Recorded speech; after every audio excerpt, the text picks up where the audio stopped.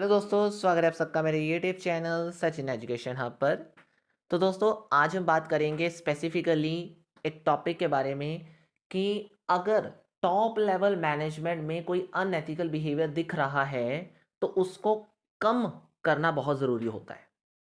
क्योंकि unethical behaviour अगर top level management में नज़र आ रहा है तो उसका नेगेटिव इफेक्ट हमारे पूरे ऑर्गेनाइजेशन की वर्किंग पर भी पड़ेगा।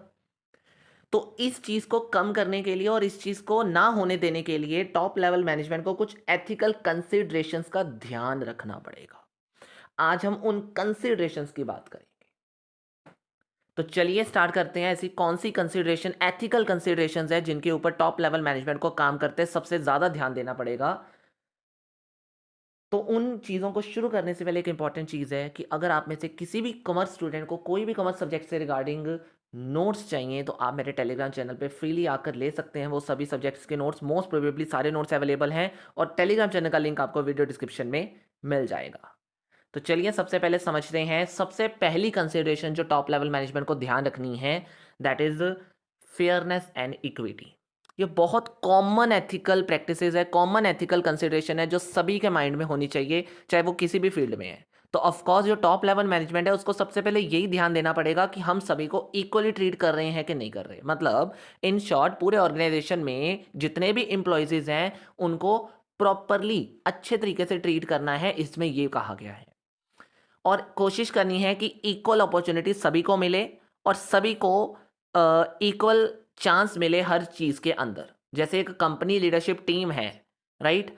अगर वो ज़्यादातर मेन को प्रमोट करती जाएगी इंस्टेड ऑफ वुमेन, कि वुमेन भी तो क्वालिफाइड होती हैं, वुमेन क्वालिफाइड छोड़कर मेन को ही प्रमोट करती जाएंगी अगर कोई कंपनी की लीडरशिप या कोई कंपनी, तो उस केस में हम डिस्करेज कर रहे हैं कुछ टैलेंट एम्प्लॉय को। हम कुछ किसी टैलेंट एम्प्लॉयज़ को नहीं आने दे रहे हैं अपनी कंपनी के अंदर, जो कि बहुत गलत है। तो इसमें यही चीज़ समझाने की कोशिश की गई है कि एक टॉप लेवल मैनेजमेंट को सबसे पहले ये देखना ज़रूरी है कि उनके ऑर्गेनाइजेशन के अंदर कभी भी ऐसा ना हो कि अगर हम कह लो कि एक चीज़ को बढ़ा रहे हैं, मतलब मेन को ही बढ़ाते जा रही है इंस्टेड ऑफ वुमेन, क्योंकि वुमेन भी तो क्वालिफाइड होती हैं, तो उनको भी आगे प्रमोट करते रहना चाहिए और मेन और वुमेन को इक्वल अपॉर्चुनिटी के साथ आज ट्रीट करना बहुत ज़रूरी है। तो ये चीज़ टॉप लेवल मैनेजमेंट में सबसे पहले कंसीडर करनी चाहिए आपको कि सबको फेयरली ट्रीट किया जाए, सभी इंप्लॉइज को इक्वल चांस प्रोवाइड किया जाए, वेदर वो वुमेन है, वेदर वो मैन है और वेदर उसका बैकग्राउंड कोई किसी भी चीज़ से है, राइट? नेक्स्ट है कॉर्पोरेट सोशल रिस्पॉन्सिबिलिटी। तो अगर हम बात करें कभी भी टॉप लेवल मैनेजमेंट की तो उसका सबसे पहला फोकस होता है कि हमने अपने ऑर्गेनाइजेशन में सीएसआर का भी ध्यान रखना है। मींस सोसाइटी की रिस्पॉन्सिबिलिटी हमारे ऊपर है, क्योंकि कहीं ना कहीं बिजनेस का ये एम होता है कि प्रॉफिट के साथ साथ उनको सोसाइटी की मदद करनी है, सोसाइटी के लिए कुछ ऐसा करना है जो सोसाइटी उनसे सेटिस्फाई हो सके और उनके कंपनी के साथ अच्छे रिलेशंस उनके बन सके। तो टॉप लेवल मैनेजमेंट को ये कंसीडर करना है कि कहीं पे बिजनेस का इम्पैक्ट नेगेटिव तो नहीं पड़ रहा किसी सोसाइटी के ऊपर, तो सोसाइटी के ऊपर बिल्कुल पॉजिटिव इम्पैक्ट पड़ना पड़ना चाहिए, ऐसा ध्यान रखना है टॉप लेवल मैनेजमेंट को। और सस्टेनेबल प्रैक्टिसेस के साथ सारा काम करना है, ये कहा गया है। फिर आता है accountability and whistle blower protection. Top level management को कहीं ना कहीं अकाउंटेबिलिटी और विसल ब्लोअर प्रोटेक्शंस के ऊपर भी फोकस करना पड़ेगा, क्योंकि अकाउंटेबिलिटी क्या होती है, अगर वो लोअर लेवल से अकाउंटेबल होता रहेगा, मींस उसको जवाब मिलते रहेंगे, फीडबैक मिलती रहेगी, तो वो उतना ही अपने आगे जो डिसीजंस है वो इफेक्टिवली ले पाएगा। सिमिलरली विसल ब्लोअर प्रोटेक्शन का मतलब है कि अगर मैं करूं कि एक ऐसा इन्वायरमेंट होना चाहिए कि अगर किसी एम्प्लॉयज को कुछ गलत लग रहा है तो उस एम्प्लॉय को इतनी पूरी वो दे दो, एक फ्रीडम दे दो कि वो अगर कोई अनएथिकल प्रैक्टिसेस पूरे ऑर्गेनाइजेशन में देख रहा है तो वो उसके खिलाफ कभी भी वॉइस रेज कर सकता है विदाउट एनी प्रॉब्लम। जैसे एग्जांपल के तौर पर अगर मैनेजमेंट क्या कर रहा है, मैनेजमेंट एक ऐसे एम्प्लॉय को पकड़कर उल्टा उनके ऊपर ही काउंटर अटैक कर रहा है और उनकी बात नहीं सुन रहा है, ये कहकर कि कोई अनएथिकल प्रैक्टिसेस हो रही हैं। मींस अगर एक एम्प्लॉय उसके पास आ रहा है और मैंने और ये कहने के लिए आ रहा है कि आपके ऑर्गेनाइजेशन में कुछ गलत हो रहा है, कुछ अनएथिकल हो रहा है, तो मैनेजमेंट उल्टा उसी एम्प्लॉय को आकर ये कह दे कि तुम अपना ध्यान दो, अपने काम पे ध्यान दो, ये सब चीज़ें रहने दो तुम, तो दिस इज रॉन्ग ना। उससे क्या होगा, जो बाकी इंप्लॉयज इस चीज़ में आने की कोशिश भी करेंगे, कमिंग फॉरवर्ड आकर उन चीज़ों को बताने की कोशिश भी करेंगे कि ये गलत हो रहा है, आप इनको सही कर लीजिए, आपके ऑर्गेनाइजेशन में नेगेटिविटी भर जाएगी, उसको सही कर लीजिए, तो वो आ नहीं पाएंगे। इस केस में कि आप लोग उन मतलब आप मतलब जो मैनेजमेंट है वो उससे अच्छा ट्रीट नहीं कर रहा, तो अगर मैनेजमेंट उससे अच्छा ट्रीट करेगा, जो एम्प्लॉयज़ हैं उतना ही इफेक्टिवली आपको रिस्पॉन्स देंगे और इन चीज़ों के खिलाफ आपके जो एक्शंस हैं उनको नेगेटिव इम्पैक्ट पड़ने से पहले ही पॉजिटिव में बदल देंगे। तो ऐसा इन्वायरमेंट आपने क्रिएट करना है as a top level management. Next आता है कन्फ्लिक्ट ऑफ इंटरेस्ट। ये तो बहुत इंपॉर्टेंट है कि एक ऑर्गेनाइजेशन और एक इंडिविजुअल एम्प्लॉय के आपस में इंटरेस्ट जो होते हैं ना वो कन्फ्लिक्ट होते रहते हैं।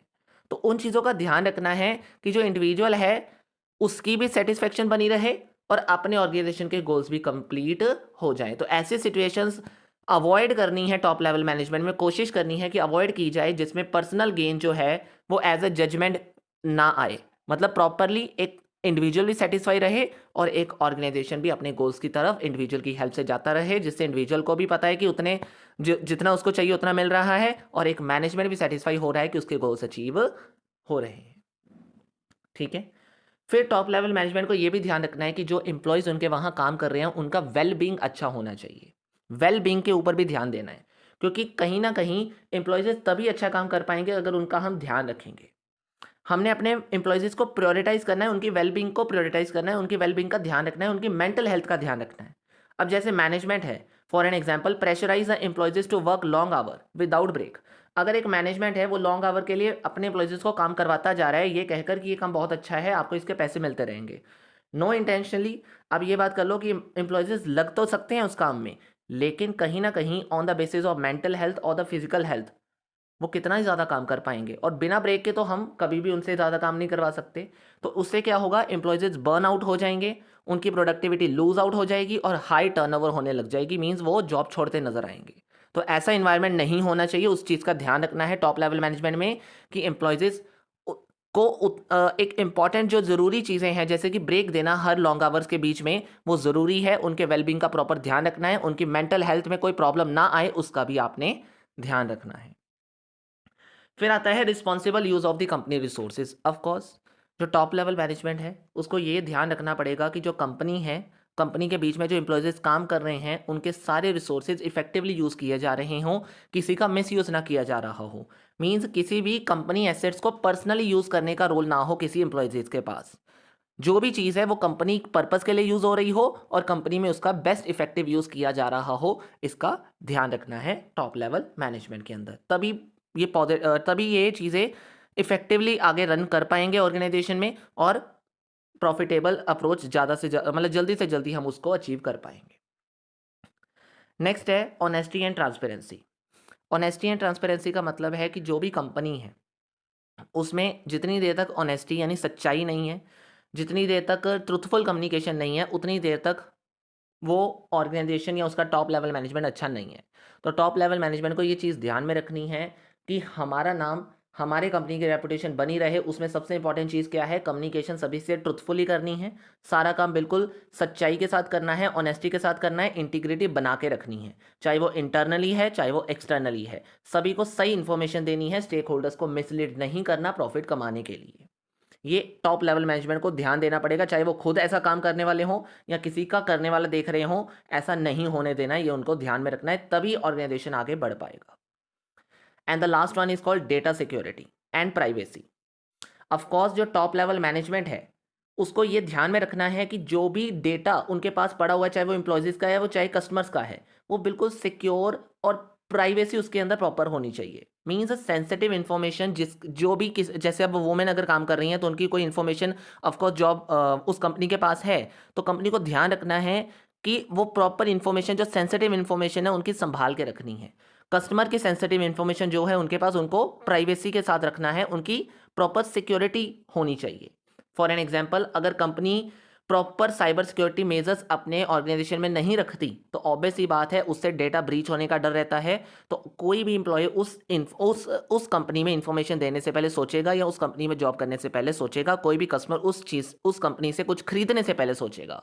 तो ऐसा नहीं आने देना है, एक टॉप लेवल मैनेजमेंट का ये पर्पस होता है कि ऐसा नहीं होने देना है। तो ऐसा नहीं होने देना मीन्स टॉप लेवल मैनेजमेंट को ये ध्यान रखना पड़ेगा कि डेटा सिक्योरिटी बनी रहे, प्रॉपर प्राइवेसी रहे एक पूरे ऑर्गेनाइजेशन के अंदर, कस्टमर का ट्रस्ट तभी बिल्ड होगा।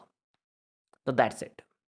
तो यही थे सिर्फ मेन आपके जो एथिकल कंसिडरेशन जिनका ध्यान देना बहुत ज़रूरी है टॉप लेवल मैनेजमेंट को। तो बस यही था आज की इस वीडियो में। जल्दी से लाइक कर दीजिएगा और चैनल को जल्दी से सब्सक्राइब कर दीजिएगा। आज के इस वीडियो में इतना ही है। Thank you so much. Have a nice